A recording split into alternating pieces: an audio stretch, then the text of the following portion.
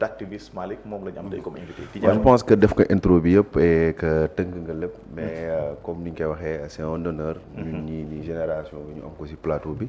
et on te dit encore merci d'être venu en direct ici à Seneweb defal ñu li nga xamante ne mooy privilège bi ñu toog ak yow war a waxtaan ak une légende vivante laay wax sax. parce que soo xoolee sax ci ay réseaux médias il a beaucoup voyagé. fu mu dem gars yi dañ koy jàpp comme si voilà tu vois légende la donc bu ñu amee chance boobu noonu Sénégal dañ ko war a gën a valoriser et on te dit encore bienvenue à Seneweb avant ñu démarrer waaw li nga xamante ne mooy interview bi merci beaucoup man de je suis très heureux d'être là et très honoré aussi de bokk plateau bi ak yéen bokk plateau bi waaw et sa doom junior sama xarit la il est très très très bon parce que benn yoon laa mos a ñëw ci studio bi je pense doon def foofu benn interview mu ñëw mu jox ma ay son mais nee na wax junior lan ngay xaar mu ne ma xaaral léegi nag tey occasion la nag tey ñu laaj la junior lan lay xaar non junior moom c'est vrai que il a beaucoup de talent et puis c'est un très bon producteur très bon ingénieur de son très bon chanteur aussi et rappeur mais léegi moom nag il fait son truc man lu may def ça l'intéresse même pas moom lu muy def c'est très différent et il tient à exister sans nekk doomu Awadi et ça je le respecte donc il va à son rythme et ça yu pare nag dina jël yoonam mais mënuma ko imposer dara mënuma ko buux parce que il n'aime pas ça de toutes les façons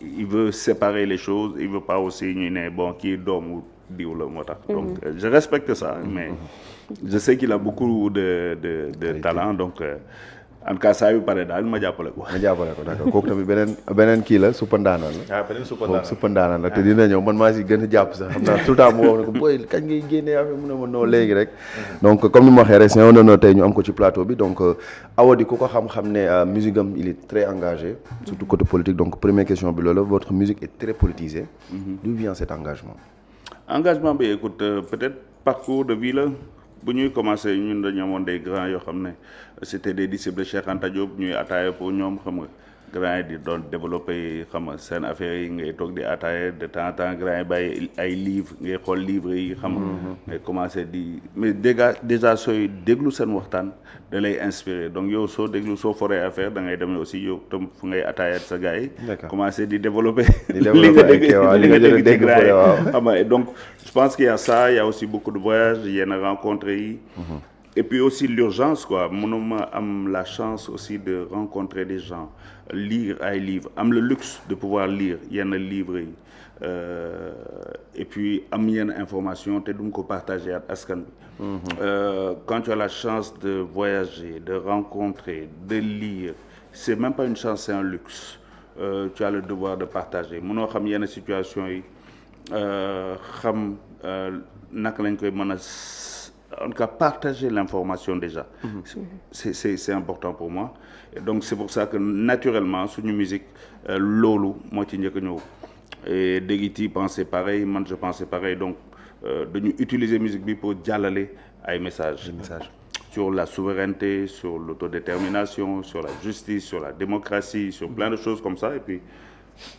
chaque fois il y a tellement de sujets autour de nous que tu es obligé muy génn ci d'accord donc comment voyez-vous l'évolution du panafricanisme africain aujourd'hui? Écoute tey si suñu xoolee panafricanisme yi tey on est très content on voit su ma jëlee Sénégal rek quand je vois la philosophie de Sonko c'est du panafricanisme il le dit tout le temps et c'est pour ça que tu vois beaucoup de jeunes le suivent soo jëlee Diomaye c'est du panafricanisme Pastef c'est du panafricanisme il parle de souveraineté il parle du CFA il parle de tous les sujets yoo xam ne ñun on en parle depuis 36 ans c'est de ça qu'il parle donc quand tu vois ça tu ne peux être que fier et ça je te donne le cas du Sénégal quand je vais au Mali c'est le même discours quand tu vas au Niger c'est le même discours soo demee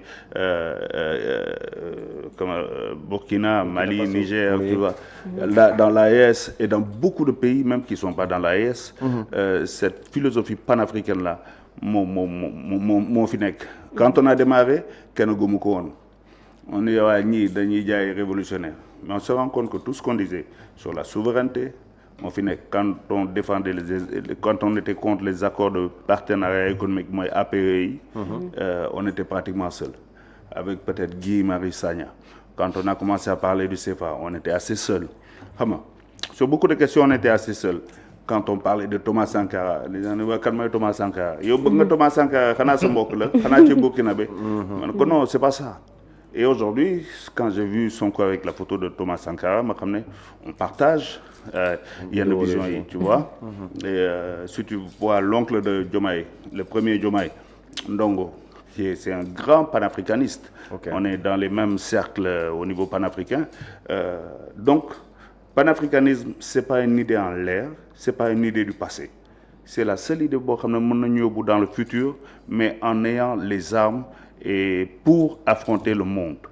C'est-à-dire le Sénégal seul mënul dem, Gambie seul mënul dem, mais si on est ensemble, on peut nous écouter. Si on contrôle notre pétrole, si on transforme notre pétrole sur place, on pourra avoir une valeur ajoutée sur le terrain. Si on transforme sur place, on pourra voilà. C'est tout ça le panafricanisme et c'est ensemble que ça se fait. Xam nga il faut pas ñu nekk des héritiers de lu colon bi décidé. Le colon a décidé que il y a un Joola en Gambie, il y a un Joola au Sénégal, il y a une petite frontière, on dit non bokk leen di ngeen ay mbokk. Ça n'a pas de sens. C'est à nous de reconstruire le nouvel homme africain boo xam ne xam na fan la jógee xam na quels sont les enjeux et comment régler yenn questions yi. Mais d'après barrières yi ñuy jot a bàyyil nii est-ce que ça sera facile tey ñu def booloo boobu. yombul parce que aujourd'hui certains Sénégalais vont penser que ñoo gën Gambiens yi. Gambiens yi mën nañ ne Sénégalais yi dañuy yàpp. Tu entends des gens qui disent ouais Guinéens et nous on est différents mais quand tu vas à Kolda à Koukandé. Ouais, Koukandé. Tu penses que les gens sont différents de ceux qui sont de l'autre côté de la frontière? C'est les mêmes personnes. Le Mandiak qui est à la frontière de la Casamance et celui qui est de l'autre côté de la frontière, c'est quoi la différence? À part la langue coloniale. Donc, il faut qu'on brise les chaînes coloniales dans nos têtes déjà et qu'on aille vraiment vers une intégration panafricaine. Mais loolu mooy tax on pourra faire du commerce ensemble.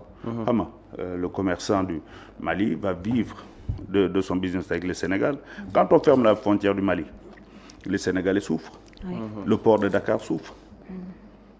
Il y a une chaîne. Quand les camions citernes ne vont plus au Mali, tout le monde en souffre. On dépend du Mali, le Mali dépend de nous. Donc la sécurité du Mali, c'est le problème de notre sécurité aussi. Donc ça c'est une question entre autres. D'accord man moom dama lay nommer comme défenseur panafricanisme. dafay xam nga waaw.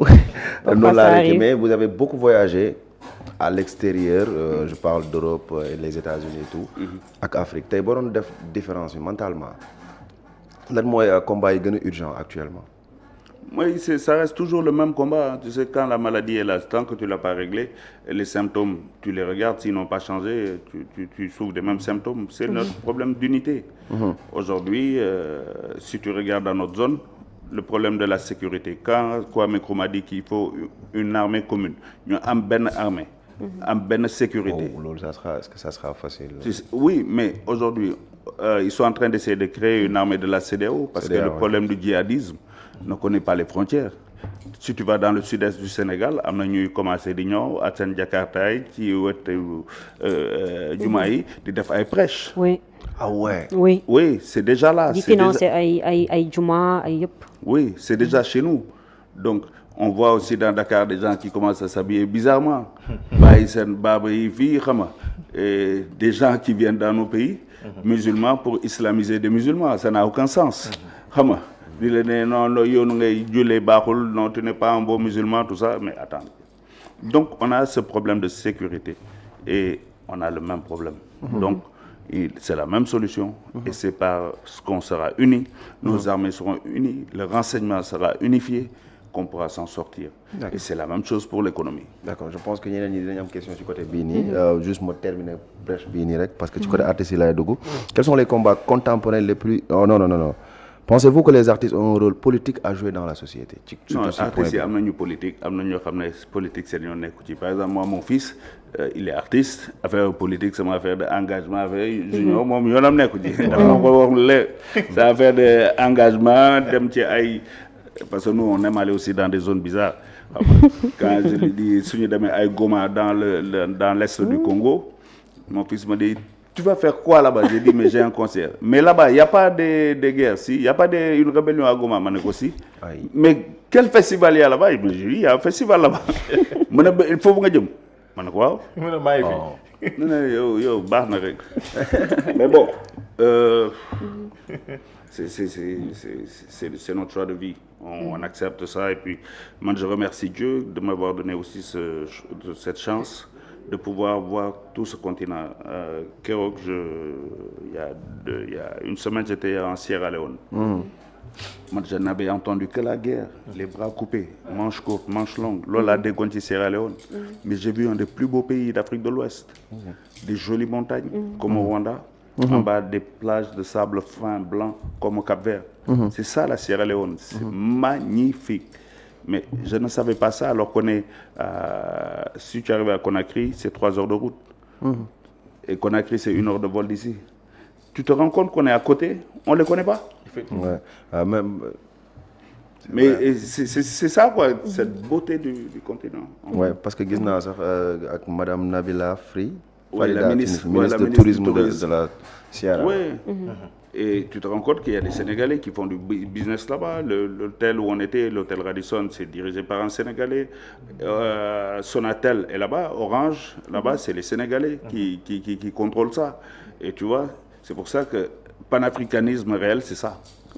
Sonatel est là-bas. Et gère la plus puissante de la téléphonie. Mais kan moo ñu jaay image yooyu noonu Sierra Leone ba yow yaa ngi doon def ay idée dans ta tête mais bi nga demee foofu beneen réalité nga gis. Mais écoute, les idées yooyu elles sont là depuis très longtemps parce que ñun au Sénégal dañu yàgg wax ne si tu entends même ñu bëri ci mbedd bi xam nga li am Sénégal amul fenn Sénégal jàmm bi fi am ceeb bi fi am lekk Sénégal moo gën bu ne xam nga li am Sénégal amul fenn xam nga waaye non fii du am problème mu guerre parce que xam nga mag yu baax yi fi nekk comme si dans les autres pays il y a pas de mag yu baax quoi il y a que nous qui avons les mag yu baax il y a que nous qui avons les meilleurs ceeb tu vois. Et quand tu vas en Sierra Leone ils te disent que ñoom seen jollof rice moo dàq ci jollof rice du monde je leur dis mais jollof c'est au Sénégal. Nigérians yi nee nañ jollof rice yi moo dàq. Ghanéens ne ñoo dàqale jollof rice. benn jollof rice la ñoom Afrique. waaw mais quand même jollof rice quand même c'est le bon ceebu jën nag. Par rapport. Président de musique africaine. mën naa wax anti-impérialiste parce que l'impérialisme c'est la domination coloniale.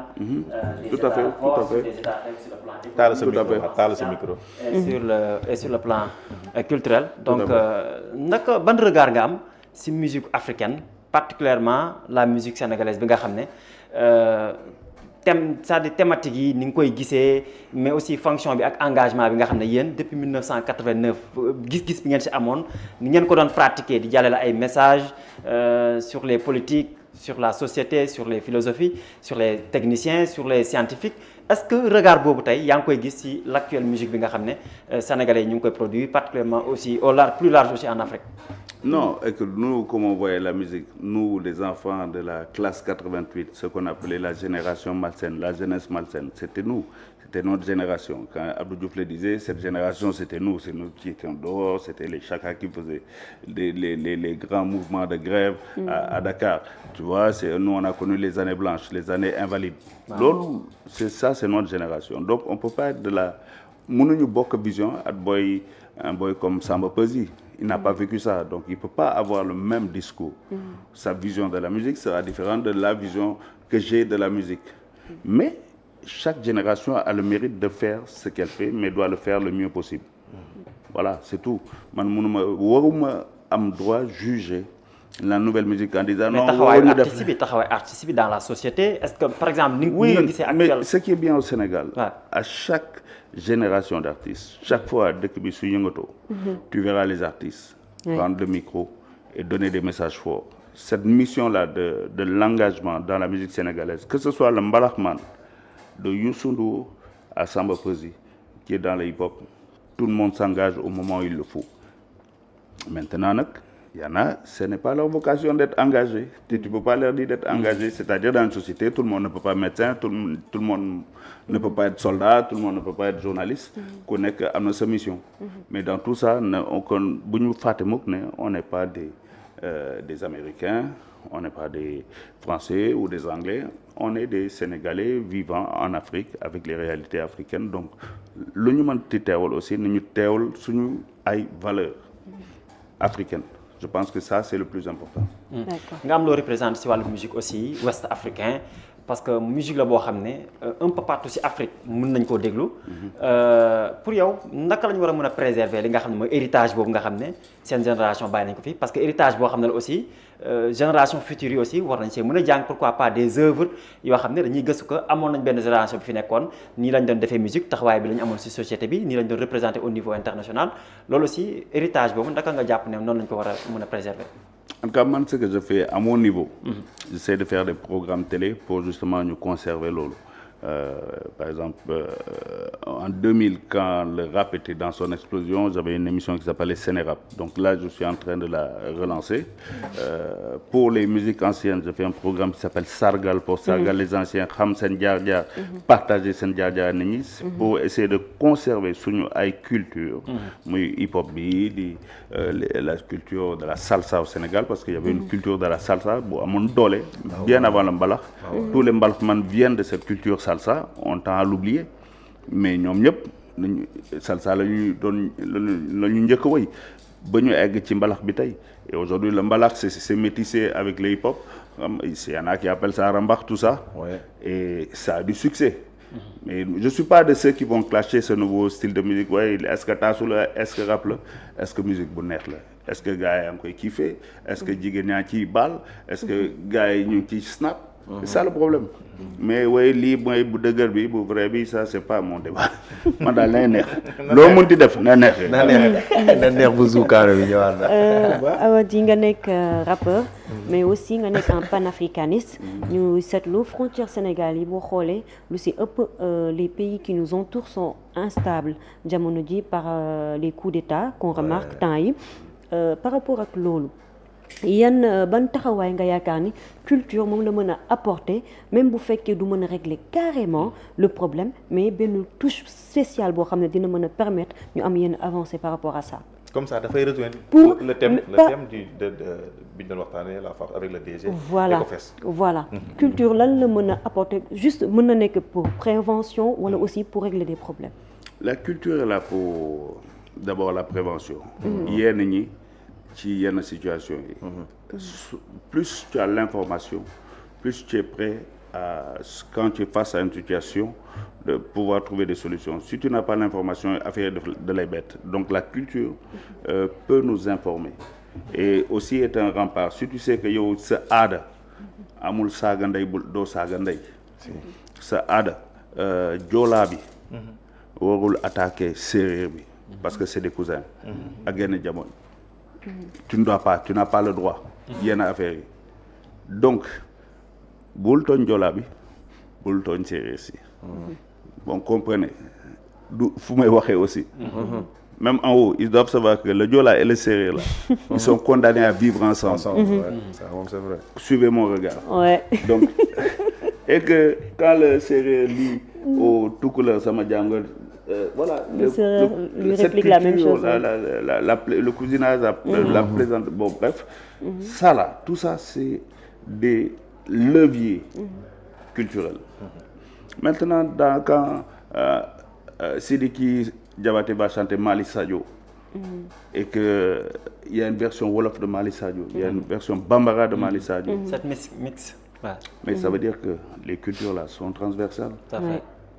Quand on chante Tara, Alpola bi di woy Tara, mais Tara c'est un mot Bambara, Tara dem na, Cheikh Oumar dem na, tu vois, Foutiyou Tall.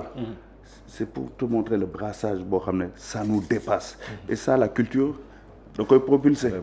Da koy propulser quoi. Et c'est pour ça que man je te jure, ça fait 45 pays dans l'Afrique, mais je suis convaincu que on a lu ñu boole. Ce qui nous lie est plus important que nos raisons de nous séparer. Quand on parle de l'Empire mandingue il arrive jusqu'au Sénégal, jusqu'aux côtes du Sénégal. Les mandingues qui sont en Casamance, ce qu'on appelle les saucés, tout ça c'est du mandingue, c'est le mandé. Chez les Sérères, il y a des restes de mandé. Chez les Diola, c'est vrai. quand on dit Sabari, Sabari c'est quoi? C'est pardon en bambara. Pardon, oui. Donc tout ça, quand les Mansa Wali, Mansa là, ça vient du grand empire mandé. Donc on est condamné à vivre ensemble. Et on a des bases culturelles qui doivent nous lier et pas nous séparer. Les Guinéens, les colons ne nous laisseront jamais nous unifier. Ça, c'est autre chose. Mais c'est à nous de connaître notre socle historique et culturel et utiliser la culture pour renforcer nos liens. D'accord. Par rapport aux colons, il faut rebondir parce que quand on parle des colons, on parle aussi de l'éducation parce qu'ils nous ont amené l'école française. Mais l'école française, nous avons un programme déterminé, mais un programme qui n'est pas adapté à nos valeurs. Et comment mener le combat pour que les enfants ou bien les jeunes puissent bénéficier de la culture africaine dans les écoles? Nous, on a essayé de faire de travailler avec des grands penseurs. Je rends hommage à Amadou Mokhtar Mbow qui nous a quittés il n'y a pas longtemps. Mais déjà, lui, toute sa vie, c'est ce travail pour nous croire sur notre système éducatif, dougal sur notre histoire, l'histoire actuelle. Nous Djangoko. On a des Cheikh Hamidou Kane qui nous parlent de ça. On a des Cheikh Anta Diop qui nous rappellent depuis Nation Agriculture qu'on nous donne. Donc, c'est à nous de nous approprier aussi nos histoires et les mettre dans le programme d'éducation pour construire au nouveau Sénégalais un programme d'éducation pour ramener. L'Union Djang, ça va nous servir. Même si tu me fais apprendre la révolution russe, ça ne m'apprend rien. J'ai d'autres priorités que la révolution russe ou bien la révolution française.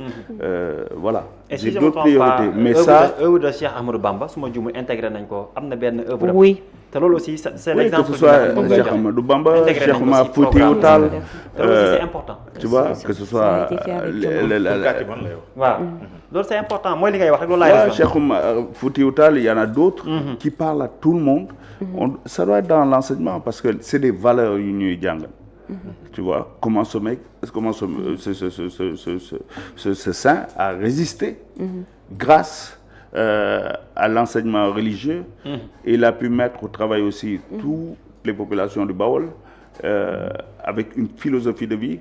Et quand tu vas voir aujourd'hui le mouride partout dans le monde, dans beaucoup de pays africains, il n'y a que Seigne Touba. Même si tu es un aventurier. Par exemple, au Congo, tu dépends de Seigne Touba. Tu vas là-bas, tu manges, tu dors. Un esprit de solidarité. Dans Angola, tu verras la même chose que Seigne Touba. Mais ça, c'est un esprit fort. Il faut le développer. Solidarité des Baol ici. C'est formidable. Le poids économique qu'ils ont, c'est quelque chose. Donc, mais c'est des valeurs, il faut qu'on les apprenne depuis l'école et qu'on parte avec ça vers l'avenir. D'accord. Alors, je vais répondre un tout petit peu si vous savez, gis nañu récemment boo demee mairie bu Dakar Plateau xam nga rue Dakar yi dañ ko doon tuddee par exemple ay rue Jean de la Fontaine ou rue Faidherbe etc. ñu rebaptiser ko tuddee waat ko ñi nga xam ne tey jii ñoom ñooy aux grands hommes yi nga xam ne ràññee nañ leen fii ci réewum Sénégal que ça soit des guides religieux wala ay hommes politiques yoo xam ne wala ay scientifiques yi nga xam ne ay sénégalais lañ esprit boobu da nga jàpp ne dañ ko war a gën a jëmmal ngir quand même conserver li nga xam ne mooy suñu patrimoine national. Il te dit nous on est des disciples de Cheikh Anta donc il faut rebaptiser tout ça quoi. Je reviens d'Abidjan, je vois Général Latry, un général français, boulevard Valéry Giscard d'Estaing. Pour moi, j'étais choqué. Au Sénégal, on a commencé à faire ce travail de rebaptiser toutes ces rues-là. Maintenant, il faut rebaptiser le pont Faidherbe à Saint-Louis. Parce que Faidherbe était un criminel. Pont Faidherbe, il faut nous tout déco, peut-être pont Bamba ou bien un autre nom comme ça.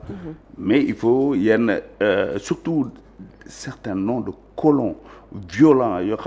Ils brûlaient les villages et les hommes et les... On ne peut pas avoir un pont Faidherbe aujourd'hui à Dakar. C'est pas possible au Sénégal. Entre autres, il y a des rues au plateau qui doivent changer de nom. Oui.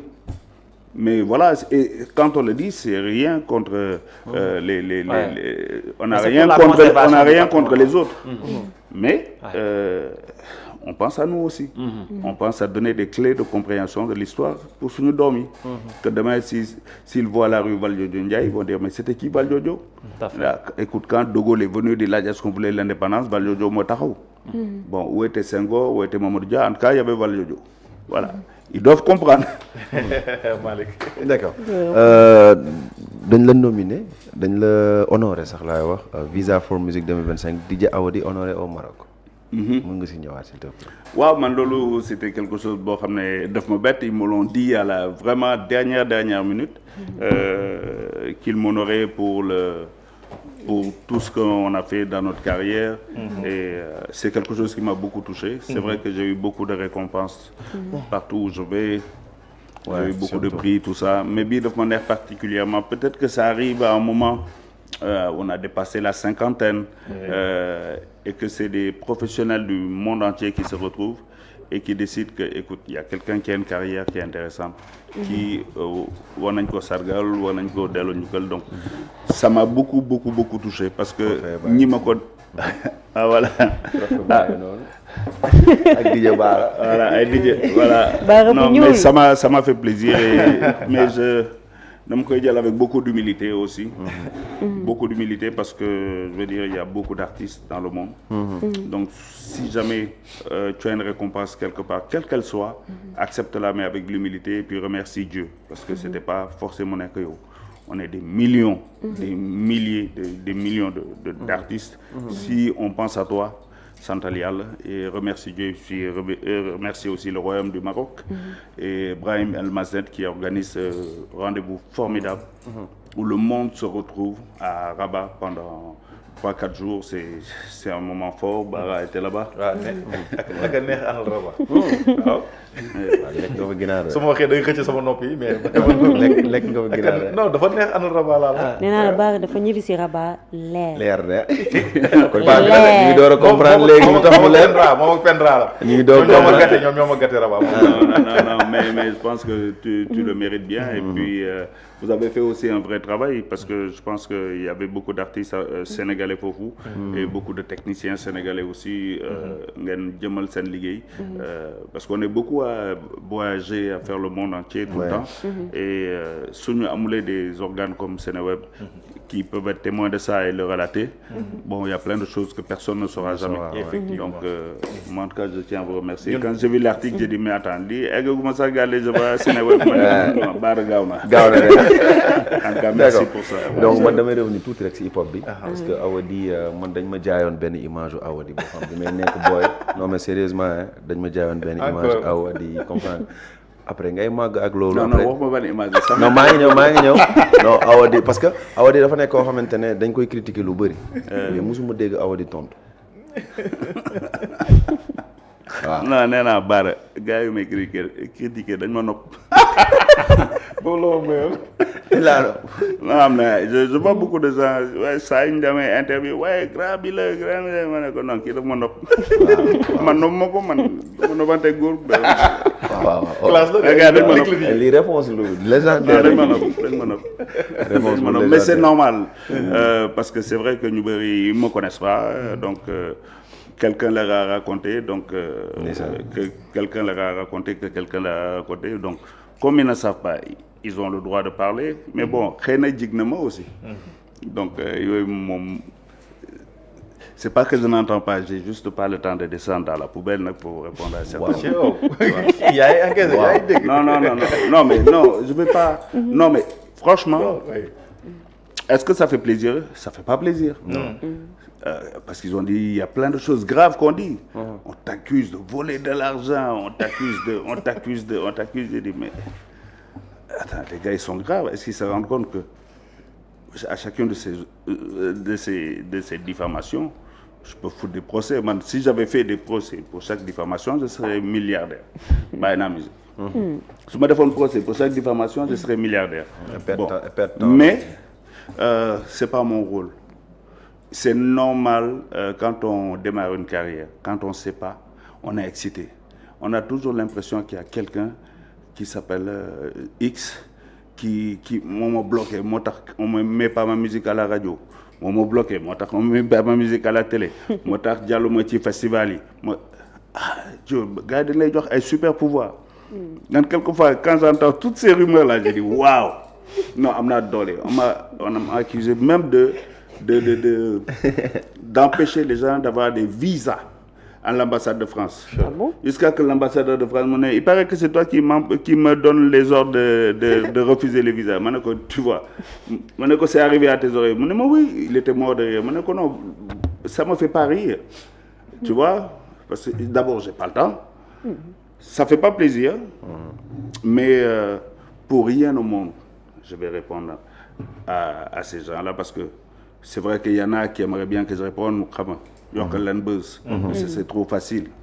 S'ils me payent, non, je répondrai. Ah, c'est un travail. Ah oui. S'ils me payent, je réponds. Mais s'ils sont juste amoureux, aïe. Désolé.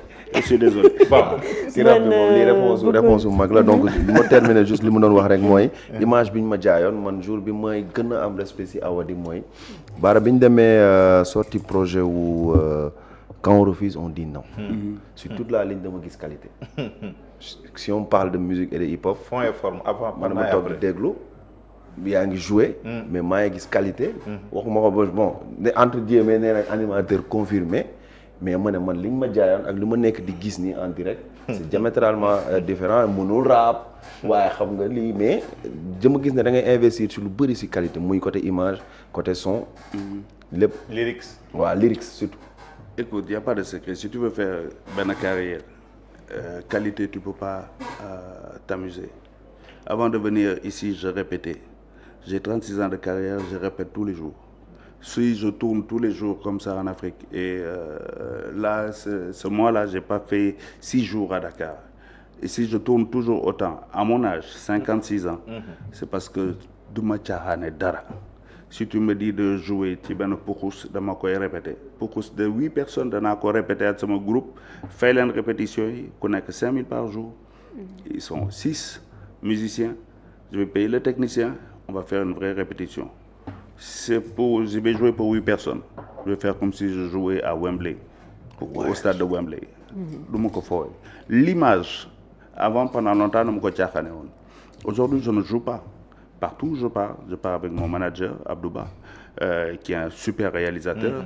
On a investi dans du super matériel pour avoir les meilleures images. Illustrer les images. On illustrer les images. Et on ne s'amuse pas avec l'image, avec la qualité de l'image, parce qu'on travaille dans le cinéma, on travaille dans l'audiovisuel. Donc l'image, on investit lourd. Le son, on investit lourd. Dans mon studio, l'OLAL, c'est de la qualité.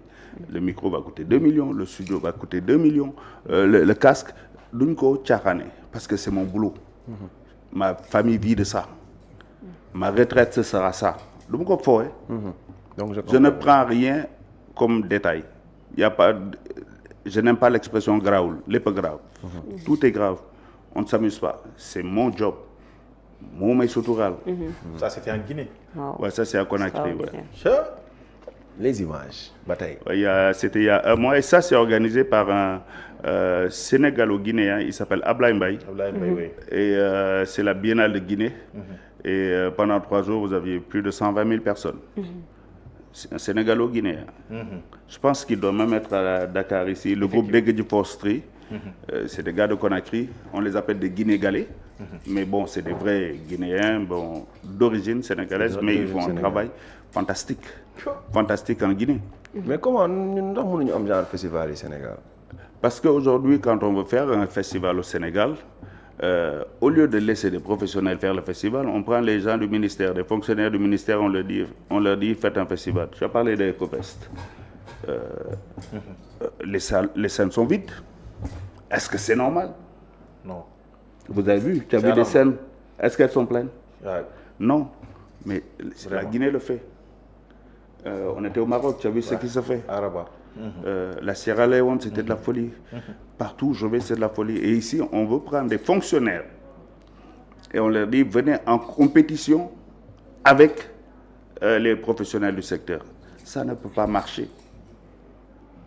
Et le Sénégal, qui était le leader quand on a fait des gros événements, aujourd'hui, on n'existe plus sur la carte.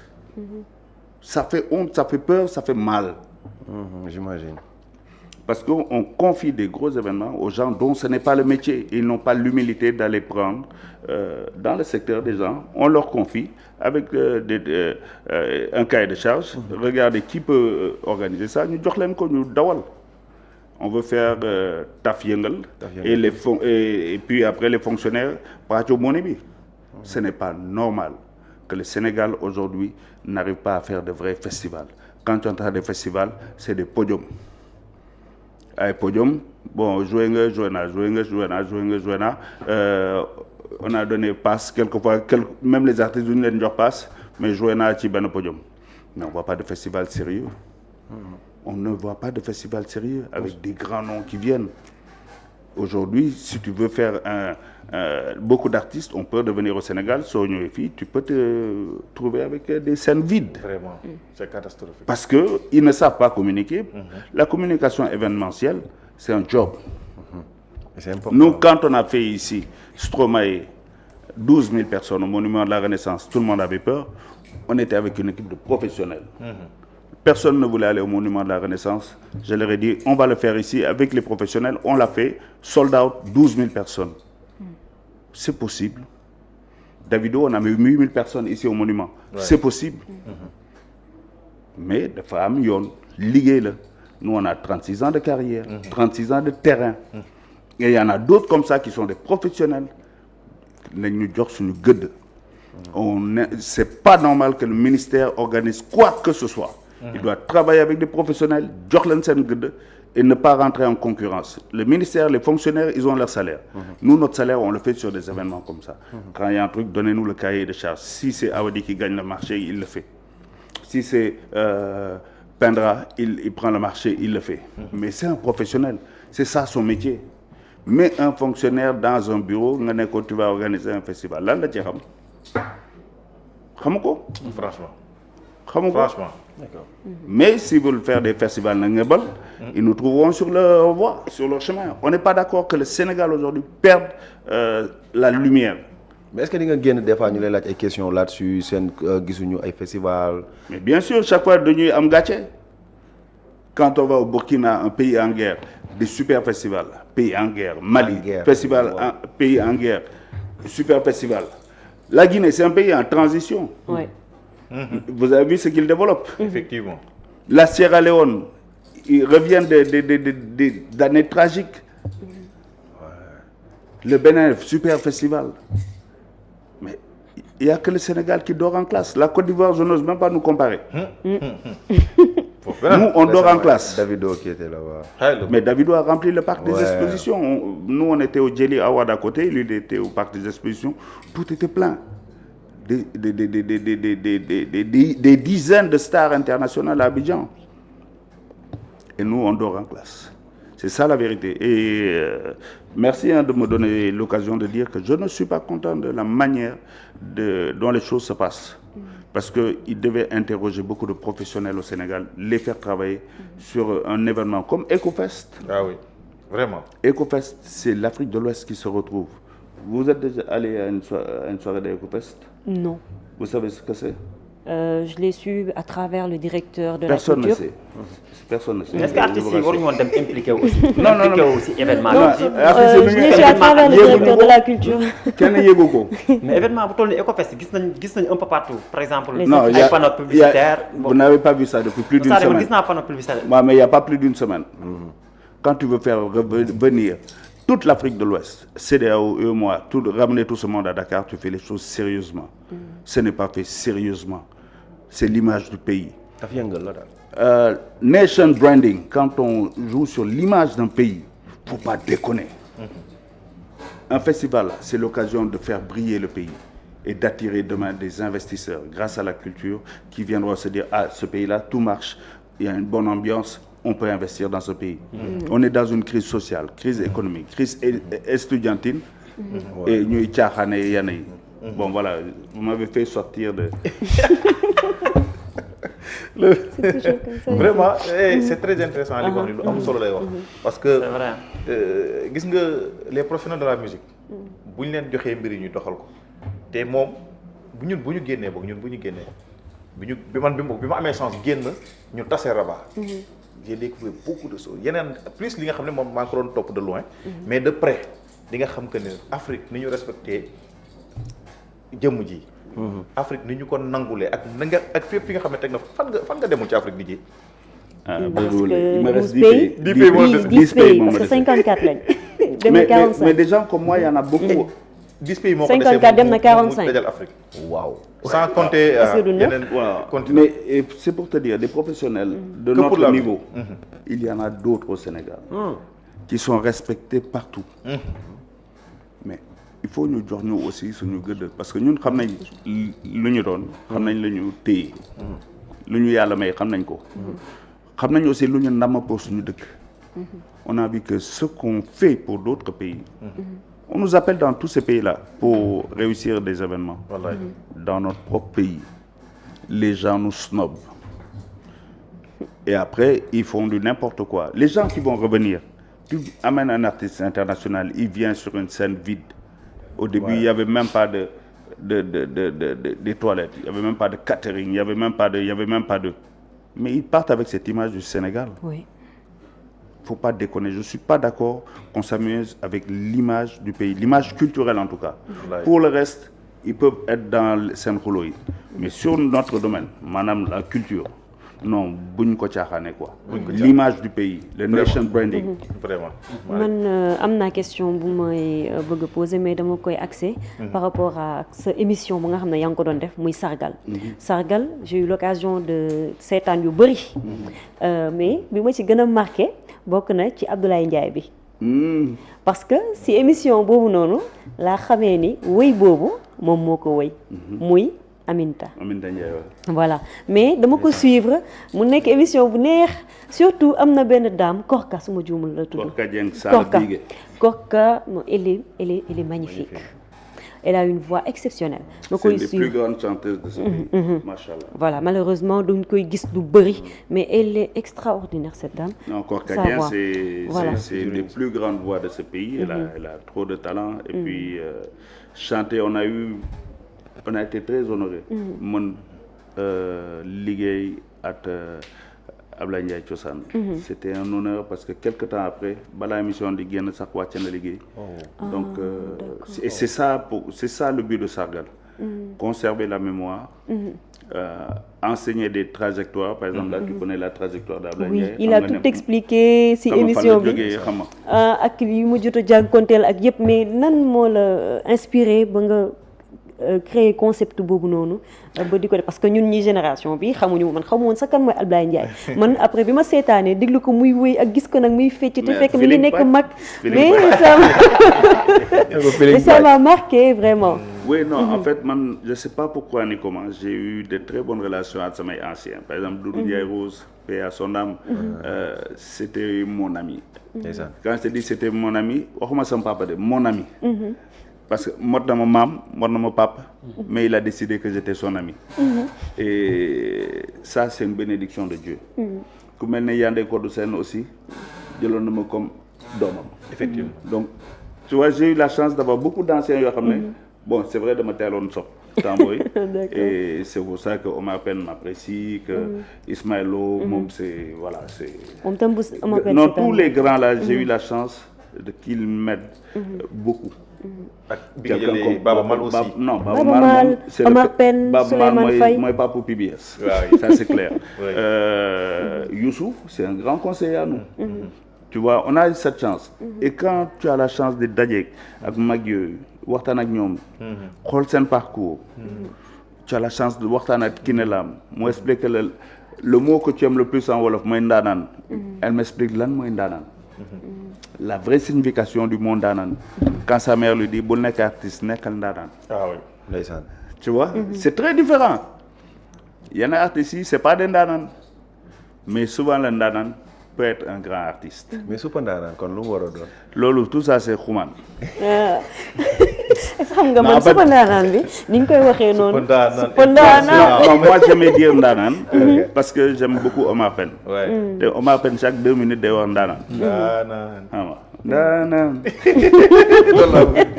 donc je me disais appelez-moi ndaanaan international mais après benn bés dañu doon ataaya gaale may voyager xumaan ñëw mu ne non yow non vraiment super ndaanaan nga quoi man ah ouais c'est pas mal j'ai dit non teg ci international nag parce qu'il y a beaucoup de ndaanaan fallait ma teg ci ay grade voilà mais tout ça c'est xumaan bon le dernier point benn may ma benn benn paa bi day dellu répété ji de dafa am benn reportage bu ma jotoon seetaan bu nga defoon ak Déguety dans l'île de Gorée yàgg na vidéo yu yàgg la je pense que chaîne étrangère moo ko defoon sax ma jotoon ko seetaan ma bëggoon nga revenir tuuti si documentaire boobu parce que seetaan naa ko aussi nga bu jeex documentaire boobu c'est il y a longtemps c'était un documentaire c'était par rapport à pour célébrer Senghor et donc l'équipe de production nous avait amené à Gorée on était resté assez longtemps à Gorée c'était Déguety qui était le personnage principal muy jël ay poèmes Senghor pour lui rendre hommage et aussi PBS quoi donc mais c'était un très beau travail documentaire aussi c'était Béatrice Soulé je crois qui a fait ça avec une grosse équipe de prod et Déguety a fait d'énormes performances mais je pense que le documentaire est encore sur disponible. internet waaw et il faut voir Déguety dedans ci laa xam ne kii comédien la d'accord am boss juste avant dernier ma laa ñaanaat la beneen parce que bon bi leeruma mais Ndiaga Mbaye ban genre relation ngeen amoon Ndiaga Mbaye il faisait son album et puis on nous a dit de faire un featuring avec lui et quand on est allé au studio mais on s'est rendu compte que non seulement c'était un super ndaanaan mais il avait l'esprit très très jeune Aziz Dieng lui avait proposé de changer un de ses morceaux def ci benn rythmique hip-hop mooy muñ alhamdulilah voilà donc Aziz Dieng moo ko proposé mu nangu directement et il est venu la poser dessus mais à l'aise mel ni alors que lui c'est vraiment le musicien traditionnel ñu tegal ko beat hip-hop il était très à l'aise et bu ñu dajee aussi il était mais d'une jeunesse d'une fraîcheur humour bi intelligence bi comme si tu as le même âge donc c'est tout ça quand pour revenir à ta question qui fait que quand tu as la chance dajeek ay sources d'inspiration yu mel noonu et qu'ils ont l'humilité de partager seen parcours de vie man je suis un privilégié de la vie je me dis il faut ma def des émissions comme Sargal pour partager ça avec beaucoup et ça permet aussi à des artistes dans lesquels on voit un grand talent ñu mën leen ñu mën a wane seen talent aujourd'hui Korkadien est une grande artiste elle fait le tour du monde avec l'orchestre Baobab elle n'est jamais à Dakar aujourd'hui avoir Korkadien c'est très difficile mais grâce à cette émission tout le monde la connaît grâce à son talent d'abord c'est vrai mais c'est ça aussi Sargal excellent Malick d'accord baara ma ñaanal la benn balaa may def benn dina las bi rek dimbali ma rek benn bi rek maa ngi ñaan parce que bii c'est un peu plus ci génération wu Dip Ngaaka Omzo Dollar gis nañ relation bi nga am ak Omzo Dollar Skapsi ma gis aussi Dip Doundou Guiss bu nekk sa voilà te ñoom ñëpp say kii lañ muy Ngaaka du bëgguma lim voilà ñoom ñëpp tey su amoon benn message boo leen di lancer parce que ñun suñu génération c'est dommage mënuñu gis yenn featuring yi soo amoon benn message boo xamante ne mën nga leen di lancer lan lay nekk. Bon, je pense que tu as dit ce que toi tu aimerais qu'il fasse beaucoup plus de featuring. léegi ñu rus la si rek xanaa. waaw xanaa ñu rus ma ci. Non, je pense que ça va venir parce que à un moment quand tu démarres il faut nga wane sa doole. su bu la leeree ne doole baa ngi fi. Là tu peux venir xool ndax xam nga. Tu vas collaborer. Mais c'est vrai que dans notre génération, les collaborations étaient plus évidentes. Parce que c'était... Nous, on vient de groupes. Donc, on a l'habitude de travailler avec beaucoup de gens. Nous, ils ne sont pas venus nekk avec groupe. C'est notre philosophie. Mais il y a des collaborations qui se font. Mais c'est vrai qu'entre les ténors, quelquefois, il y a l'ego. Mais au fond, toute cette génération-là, il y a un problème. dañuy jouer rek ay game la mais ñoom ñëpp ay gars nañu ci pet. bés dina ñëw kenn nga gis. non ay gars nañ ci pet. Et puis mais moi je suis content aussi que cette génération ñuy dawal aussi la musique de leur génération. Et puis qu'ils fassent des scores les scores que ñoom yu ñuy def ñun mosuñu ko def. Bon, c'est vrai que nous quand on a commencé il y avait pas YouTube. ay cassette la ñu doon dawal. am atay big di ko tourner mais bon. dal nañ ci génération bu neex. il faut qu'ils transforment maintenant leur talent en un gros business international. Tu vois man loolu laa leen di souhaiter. Comment oui, c'est-à-dire j'aimerais voir dans tous les festivals aujourd'hui des têtes d'affiche sénégalaises. sénégalaises. Performance sénégalais quoi. Ok. J'aimerais voir dans tous les pays là où on va des têtes d'affiche du hip-hop sénégalais. Comme nous me gisee ñoom Didi B, comme nous me gisee ay Imra, comme nous me gisee yeneen tur yi. J'aimerais que le rap sénégalais revienne là où il était. Et ça c'est pas notre combat. ñun def nañ ko démb. lu ñu defoon démb. On serait très fou de penser qu'on peut prendre la place de nos petits frères aujourd'hui. C'est pas vrai. C'est à eux de le faire. Et c'est à nous de faire tout pour les amener là-bas. Mais en tout cas, tout ce qu'on pourra faire, je suis content. La dernière fois, j'ai vu Akbes Fessel. Ça fait plaisir. Et il faut que nous ayons ces ambitions, des grosses ambitions. Quand Deep a rempli le 6S, c'est des grosses ambitions. Quand Elzo, tu vois, cette génération a beaucoup d'ambition. Maintenant, je veux qu'ils aillent conquérir toute l'Afrique. On est que Sénégal, il faut qu'on ne soit pas jógee. Mosu fa jógee d'accord rek baara man sama question yi jeex na yow jeex na. dañ dem ci samedi bi rek. Samedi bi waaw. sinon dañuy bu ñuy génn ñu ñuy dóor. waaw dañuy dóor moom Omzito moom dinañ dóor mais Omzito na tey foog nga xam ne su fa ndaanal moo fi nekk. boo nee nga dóor ñu mais xam nga événement bi samedi. waaw samedi bi Just for You. Samedi 6 décembre 21h30 première partie Taf Kay moo koy gérer tu vois. Donc lan nga ñu mën a wax ci événement bii di ñëw samedi. Oui, en fait, on reprend un peu les shows à Dakar parce que ñu bëri dañ ma doon critiquer yow doo jouer Dakar xam nga kenn xamul la ngay def xam nga yow ci biti ngay tal xam nga Afrique bi nga taloo Sénégal tu nous respectes pas xam nga dégg naa ba lu ne ma ne ah bon ok léegi chaque fois que je suis à Dakar dinaa jouer et enfin j'ai un endroit boo xam ne il respecte le son il respecte la technique il respecte code yëpp. Donc quand on joue au Just for You c'est très classe on est dans les conditions internationales donc mën nañ doo xam nga souvent il y a beaucoup d'endroits yoo xam ne dañuy bëgg a live mais quelquefois ay détails techniques ñooy dañ koy soofal quoi donc là-bas on fait un show et là ñu ngi répéter pour faire un show boo xam ne ku ñëw di nga gis loo xam ne dina la yéem il y aura un peu de sargal show aussi dedans et tout ça mais ça, il faut nga ñëw xool quand on joue on laisse une place aussi pour le sargal show c'est-à-dire la partie du show là ñeneen ñooy ñëw woy mais que des talents de folie waaw que des talents yoo xam ne soo déggee musique rek tu te dis gain comme ce que tu vis à la télé ci nga koy yëg en live bi ma gisee Diane Adams laa xam ne non Diane ndaanaan la voilà un des plus grands artistes de ce pays Diane Adams sénégalais xamaguñu ko mais je te dis l'avenir de la musique là s'il y a 3 sur lesquels il faudra compter sur Diane Adams par force waaw donc rendez-vous ce samedi inchallah à partir de 21h. Ouais, à partir de 21h, nous avons Just for You en face de l'université. Et pour vraiment se faire plaisir aussi à tous ces gens ils nous soutiennent depuis toutes ces années. Moussou Baye. Et vous verrez, il y a toutes les générations qui se retrouvent là-bas. Tu as, des étudiants, des ministres, des policiers. Je veux que tout le Sénégal soit là et qu'on fasse un moment où on prend du plaisir pour apaiser les cœurs. Quand on me demande comment va le Sénégal, je dis les politiciens nous fatiguent. Vraiment. On veut avoir un peu de paix, on veut respirer. Voilà. Donc, on va inviter tous ces politiciens à venir mettre tous bas à terre. Effectivement. Et puis, Sénégal jëm kanam. Aïcha, di la remercier, mais en même temps aussi de remercier sur nos partenaires bi nga xam ne moo di Maison du Fragrance bi nga xam ne ñoom ñoo la jagleel cadeau bi. Vraiment Maison du Fragrance ñaari parfum yu neex la macha allah.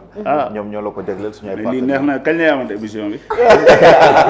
Reviens demain inchallah. 1 million Fahrenheit. Bon, je fais pas de publicité mais. Suñu partenaire la. Partenaire la. ñoom ñoo koy defar fii ay parfum. Ce sont des Sénégalais ñoo koy les defar. Sénégalais en plus. non wax leen ma c'est quand la prochaine rek je reviens. suba incha allah mën boo bëggee aussi tamit xam nga di nga ñam mu neex. nga bëgg a dolli gis nga kii bi noonu. scanner foofu noonu pour ok pour avoir toutes les informations. par rapport à Maison Diouf Fragrance. ah macha allah. waaw Maison Diouf Fragrance. packaging bi nice na. rafet loolu ma real made in Africa. waaw c'est ça merci beaucoup aussi à Smile bi nga xam ne mooy jus bu ñuy gunge ci émission bi. mu nekk jus bu neex. ah yéen nag dum ci yow. yii waaw xanaa ma jox ko man naa de. jox ko bii jox ko mangue bi. mais def ko ne. mangue bi jox ko mangue bi. bii. non non jox ma ko junior non, ma ne ko junior jox ko junior. boo yeggee rek jox ko junior mais ko baax moo la ko jox. ah ok pause junior ok. waaw kay junior waaw junior ne ko Voilà. waaw. xam naa bu dee bi ñuy seetaan bu yegg seen mu ne an sama boisson. an sama jus. en tout cas merci beaucoup. maa ngi lay remercier waat encore une fois yow xam nga man xam naa. yal na yàlla sàmm la bàyyi la suñu kanam. ñu lay gis rek merci déjà merci, confiance merci. lay indi ci ñun. aussi opportunité la pour ñun ñëpp la jeunesse sénégalaise surtout ñi nga xam ñoo nekk ci monde culture urbaine. yow na la yàlla sàmm rek daal yow xam nga xam naa. merci beaucoup merci ma bàyyi la nga tàggatoo. waaw en tout cas di remercier ñëpp et inviter ñëpp aussi au Just For You ce samedi à partir de 21h. Nous célébrer l'Afrique, nous célébrer aussi la paix dans le Sénégal et puis qu'on essaye d'apaiser les tensions. Il y a un peu trop de tensions politiques. Il y a un peu trop de tensions avec les étudiants. Donc on espère que d'ici là, les étudiants et le gouvernement vont trouver les moyens de trouver la paix, que les étudiants retrouvent leur bourse, qu'il n'y ait plus de blessés du côté des policiers, plus de blessés du côté des étudiants, que aucun matériel ne soit détruit sur la route.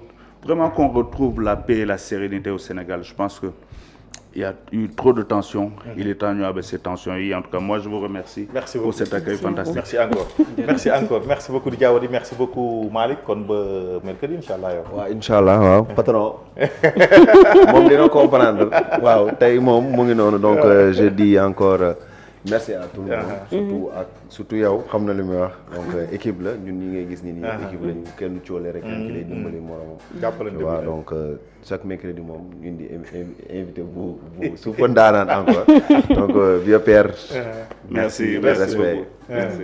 jaajëf Kumba ba suba incha allah. merci Bara. très tôt le matin da nga def matinal bul fàtte. waaw man kay xam naa ko damay teel a tëdd. 20h ma lafu. di nga dem Just For You xanaa ñu digaale ma. Bara xanaa nag may yóbbu. ah waaw dañuy dem kay samedi maa lay woo ñu dem. kon baax na yaa ma ko dig Inch'Allah rabbi. maa ngi lay sant di la gërëm waale di sant Malick Ndoye kontaan ci teewaay bi waaye ça a été un réel plaisir de partager avec toi ce plateau et un honneur aussi di sant di gërëm ñi nga xam ne tamit ñoo ñuy suivre saa su nekk ci plateau Relax Time. waa lii ba suba incha allah. waaw très tôt le suba. matin aussi yaa ngi matinal sax. maa ngi matinal comme ni nga ko gisee en tout cas C'est que- ça fait un plaisir quand même bokk ak Merci icône bi en tout cas ñu ngi lay souhaiter succès bu baax a baax di Merci gërëm beaucoup. Malick Ndoye Merci. di la gërëm baar jox ñi di daje ñëpp incha allah ba ëllëg incha allah jàlloon nag vraiment yërëmal sama ndaw ñi fajar nga xëy loo leen bëccëg waaye dang-dangi dans tollu waaye kumba yenn saa yónni ko SNR ak fenn ak feneen bu ñëwee fii ngoon nga xool dañuy toog dañuy muñ rek mais père bi ñi ngi bëgg a dee mais doolee ndaw liggéey rek noonu la baax na Malick ba suba incha allah waaw ba suba incha allah waaw temps moom dama ne ci liggéey yu bari xam naa dafa muy reeni dama ne ci liggéey yu bari xam nga dëkk bi dafa mel fa mu wut 5 6 daaj xam nga dóor pont tu vois non c'est bien mais day kii rek day jaar yoon yow yaa bët ngi sama yoon bët yëpp dem na seet na tu vois mais tey bi daal daa demaale. Merci. jàpp tey bi daa demaale. démarré waaw démarré na nooy def merci à Modou Diop moo nekkoon ci réalisation bi merci à Omzito ak Thieba Ndiaye ci ginnaaw y avait Aïda Mbène derrière aussi toute l'équipe de Seneweb l'équipe commerciale aussi ñu ngi leen di jaajëf bu baax a baax LD Design merci encore une fois pour tenue bi mais DJ war na LD war na defaral lii nag waaw yi LD Design mais na xool bu baax côté surtout biir bi quoi. mais attends waaw mais so man daal je suis d'accord mais na.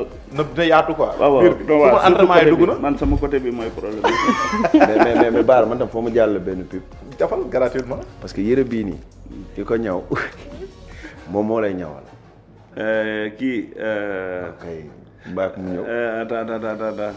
jàppale ko rek dañuy fàtte création moi. mu xaar wala création waaw kooku ndaanaan la. super ndaaraan a ngi noonu non du nit. daanaan la mais te moom voilà lui fait hyper attention à colo bi quoi. dañuy bëgg ci biir bi donc saratu mu xaar création aussi yeah man Big merci up, beaucoup big up, Modou big up. à demain incha allah ak suñu invité bi nga xam ne mooy ñëw suba mu di Demba Guissé ak Nabou Ngom incha allah sur le plateau ciao ciao